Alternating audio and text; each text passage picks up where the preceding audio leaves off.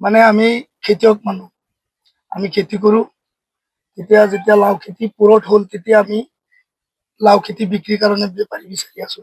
বেপাৰী এজন পালো, মোজামিল হক, ঘৰ উদানতলা। তাৰ দেউতাকৰ নাম খেচু শেখ। তেখেতে আমাৰ পৰা বাকী লাও কিনি নিলে, এই ৰঙালাও।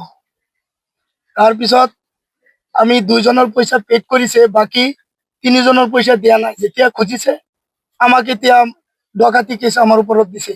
আপোনালোকে কেইবিঘা মাটি লাও খেতি বেচিছিলে? আমি মোৰ ব্যক্তিগত 2,35,200 টকাৰ লাও বিক্ৰী কৰিছো, আৰু বাকী তিনিজন আছে মোৰ লগত। একজন হ'ল ৰচিদুল, তাৰ দেউতাকৰ নাম আব্দুল মন্নান। তেওঁৰ 6 বিঘা, পাৰ বিঘা 22,000। আৰু একজন হ'ল বাহাৰুল ইছলাম, তাৰ দেউতাকৰ নাম কসমুদ্দিন, তাৰ হ'ল 6 বিঘা 15,000 টকা পাৰ বিঘা।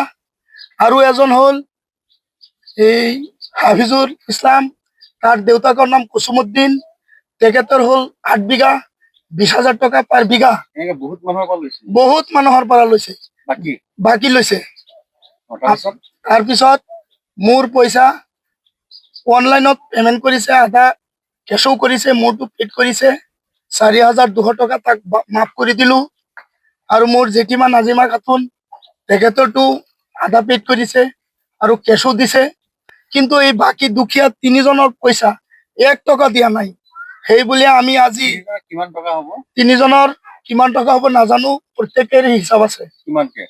একজনৰ হ'ব এই যিজন জেসমিনা খাতুন ৰচিদুল, তেখেতৰ 6 বিঘা 22,000 টকা বিঘা, 1,32,000 টকা।